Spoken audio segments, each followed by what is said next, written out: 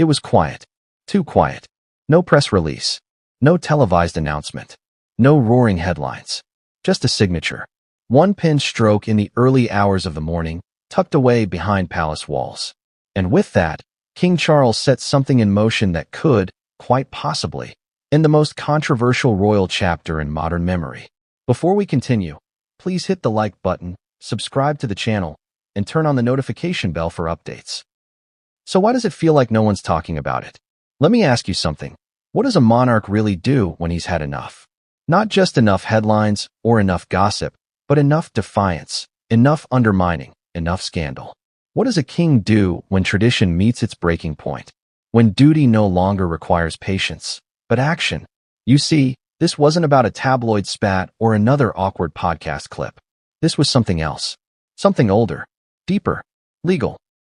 Because for the first time in decades, the crown has been granted a new power, the legal right to strip a title, not merely advise it be given up, not politely suggest stepping back, but to take it, remove it, end it.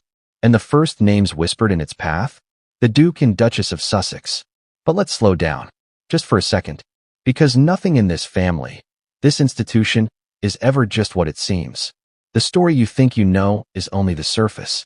The Megxit drama, the Oprah fallout, the Netflix documentaries, the Spotify collapse, the speeches, the memoirs, the pap walks, the press wars, it's all noise. Underneath that noise is something colder, quieter. And it began, of all places, not in California or London, but in a private study in Balmoral Castle, with 3 royals and one very old document no one thought they'd ever need again. Let me walk you through this. Not the headlines, not the tweets, but what's really been happening behind closed doors. Because this bill, this carefully worded piece of royal empowerment legislation, didn't come out of nowhere. It wasn't born overnight. And it certainly wasn't designed only for Harry and Meghan. That's the part that should make you pause. Who else does it cover? Why was it revived now? And more importantly, what does it say about where this monarchy is heading? Here's the truth. There's a kind of royal revenge that doesn't wear anger on its sleeve. No public scolding. No televised statements. Just silence. Strategy. And signatures. Some insiders say this bill was originally drafted years ago, then buried. Others claim it's a modified relic from a crisis long forgotten, polished up for a modern scandal. We may never know. What we do know is that the version signed last week was final, immediate, and irreversible. But don't take my word for it. Ask yourself this. Why would King Charles choose this moment, this particular week, to sign away one of the crown's last quiet safeguards? Why now, when the world's attention is fractured? When the Sussex brand seems to be flailing more than thriving, when the headlines have started to turn not against the monarchy, but against the ex-royals themselves. Unless, that's exactly the point. Unless the silence wasn't delay, it was strategy. Unless they were waiting, watching, letting it all unravel on its own, until the moment was perfect. Now, let's talk about the stakes. Because this isn't just about a duke and duchess losing titles. This is about the slow dismantling of a power structure that once allowed ex-royals to straddle 2 worlds, one foot in the palace, the other in a multi-million-dollar media brand. That space is shrinking, fast. And for Harry and Meghan, that means more than losing ceremonial addresses. It means losing the last symbolic tether to the very institution they've profited from. Criticized, yes, but relied on nonetheless. So what exactly does this bill allow King Charles to do? On paper, it's deceptively simple. The monarch, in consultation with the Privy Council, can revoke or remove honorary titles granted by the sovereign, should those titles be deemed damaging to the dignity or interest of the crown. Harsh words, purposefully vague, because damaging to the dignity of the crown could mean anything, from a rogue podcast to a Netflix docudrama. It doesn't need a scandal anymore, just a perception. And perception, as we know, is everything. Think about that for a moment. The king now has the legal authority to judge, on his own terms, what constitutes reputational harm. He doesn't need the courts. He doesn't need parliament. He needs only the will. Now let me ask you something else. Do you really think this was about one couple? Or was it about future-proofing the monarchy itself? Because here's what I suspect. Charles isn't just reacting. He's building a firewall against rogue royals. against international embarrassment, against bloodlines that veer too far from the script. And Harry and Meghan? They just happened to be the most visible, most polarizing test case. But what truly triggered the moment of action? Was it the final straw of Harry's memoir? Meghan's subtle jabs on podcasts and stage appearances? Or was it something smaller, more personal, that hit closer to home? Someone must have lit the fuse. Because for months, insiders say Charles resisted. He held back. He hoped things would cool. Even after the Oprah interview, even after the Netflix series, he waited. But this time something changed. And no, I'm not going to speculate wildly. That's not what this channel is about. But I will tell you this. A letter arrived at Buckingham Palace 3 weeks before the bill was signed. Its contents have not been made public, but I've spoken to someone who saw it. Not the full letter, just a line. It read, "If you proceed, I proceed." Cryptic, chilling, possibly a bluff, possibly not. The palace refused to comment, but the timeline fits. That letter arrived. Then came a brief royal summit at Balmoral. Then silence. Then, within 2 days, the bill was finalized. You see how the pieces move. Now here's where it gets even stranger. The royal press office was told not to comment on the bill's passing, not to confirm, not to deny, not even to acknowledge it exists. And yet, it's real. I've seen the signature. I've seen the ink date. And I've seen the other thing. The part no one's reported yet.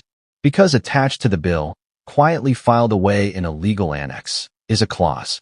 It doesn't mention names, but it does outline a provision for ducal titles granted after 2015, wherein grantees reside outside of the United Kingdom and engage in commercial representation under said titles. In plain English, if you're using a royal title for personal brand gain, and you live abroad, you're now in a gray zone, a very vulnerable one. Harry and Meghan fall directly into that zone. The consequences?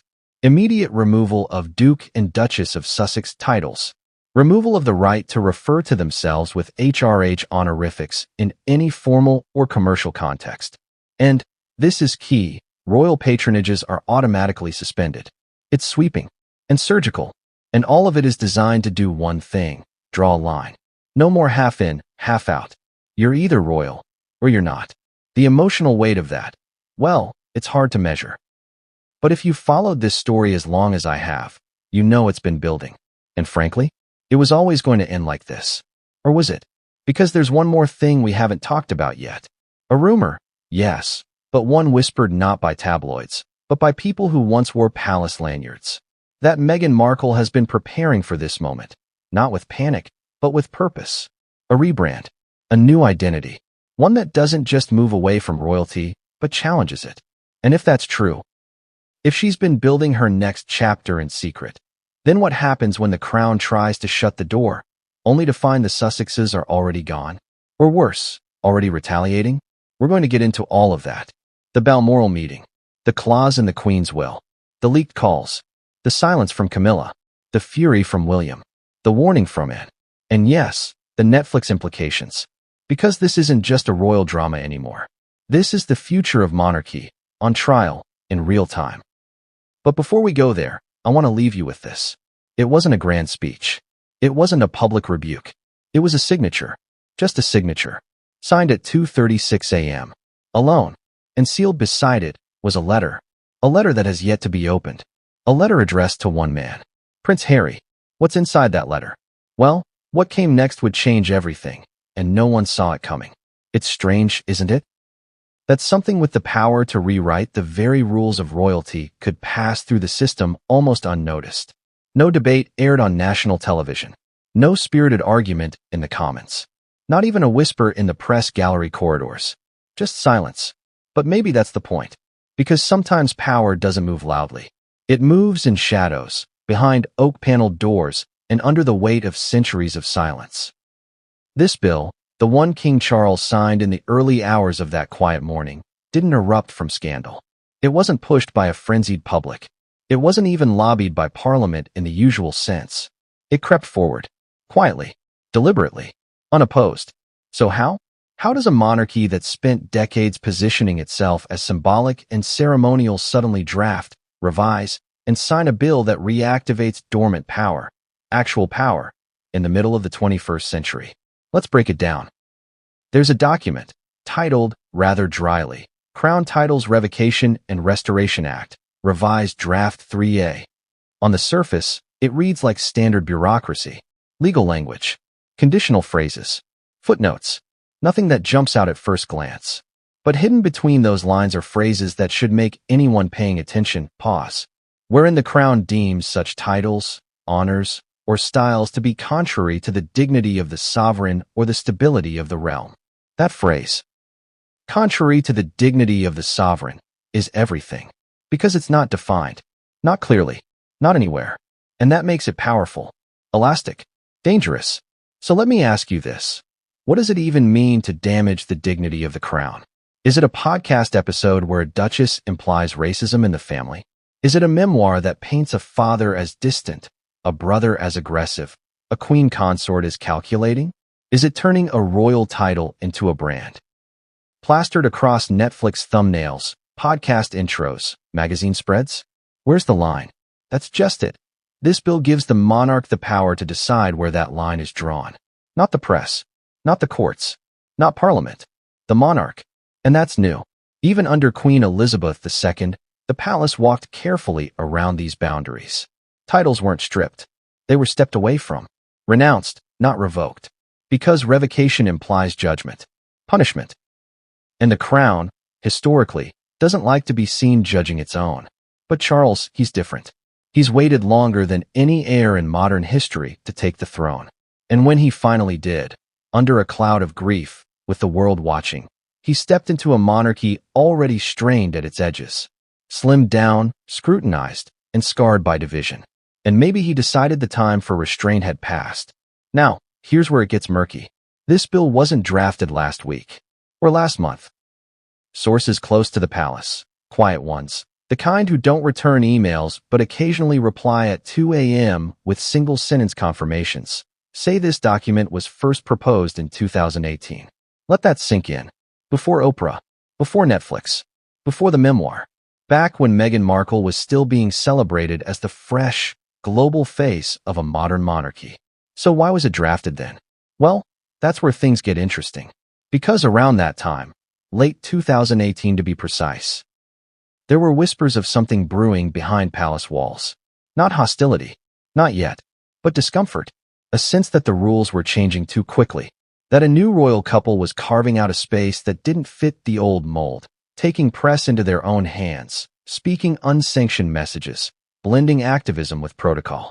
Some senior courtiers, longtime loyalists to the Queen, felt the institution was losing its grip, that something was slipping. So someone, no one will say who, began drafting a contingency document. That's what they called it. Not a punishment, not even a threat. A contingency, just in case. It's unclear how far it went at the time. Some say it stalled after Prince Philip intervened.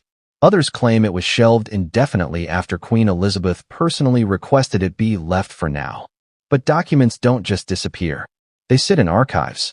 They're updated quietly, moved between folders, tweaked during legal reviews. And apparently, this one kept evolving. By 2020, when Harry and Meghan announced they were stepping back from royal duties, the bill had grown teeth. New language appeared, sections referencing commercial entities, conflict with sovereign representation, and territorial absence. Territorial absence. That's the phrase they now use to describe Harry and Meghan's California exile. It doesn't sound punitive, but it is. Now, fast forward to late 2023. Royal aides were reportedly asked to conduct a private review of title use in foreign media contexts. Not an official investigation, a quiet audit. They weren't just looking at the Sussexes, but the results. Well, let's just say they painted a pattern. The Netflix show, the Spotify deal, the book tour, the staged interviews, all of it tied, explicitly or implicitly, to the Sussex title. And while that may not sound like a crisis to you, it was to the monarchy. Because in their eyes, titles aren't decorative. They're representative. You don't just have a title. You carry it. You wear it like a uniform. You embody it. And if what you say or do contradicts what that title is meant to symbolize, then the whole system begins to collapse. At least, that's the logic behind the bill. Now, let's zoom in for a moment. The actual signing. According to insider reports, unconfirmed, but lining up with multiple sources. The final draft of the bill was placed in front of King Charles at Clarence House. It wasn't in a stack. It wasn't one of 20 items. It was the item. They say he read it once, paused, then picked up his pen, a fountain pen, black and gold, one of his favorites, apparently, and without saying a word to the aide who brought it in, he signed, not with a flourish, just a signature, and beside it, in red wax, the royal seal. At 2:36 a.m. Why then? Why not in the afternoon? Why not with ceremony? Well, that's the part no one can explain. Or maybe no one wants to. But one source hinted at something odd. That earlier that day, Charles had received a phone call. A private one. From someone not in government. Not even in the UK. They won't say who. But they said the call lasted exactly 21 minutes. And after that, he gave an order. Bring the document.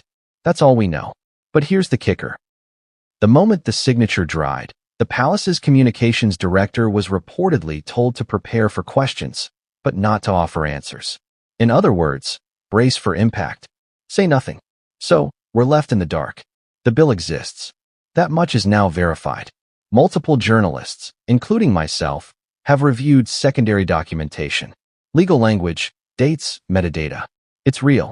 What hasn't happened yet is activation, because that's the final piece. The bill doesn't immediately revoke any titles. It simply authorizes the crown to do so. It's a sword, still sheathed, but sharpened, which leads us to the next question. What's stopping him? If Charles now holds this power, and if it was drafted with the Sussexes in mind, why hasn't it been used yet? Why delay? Unless he's giving them time. Or maybe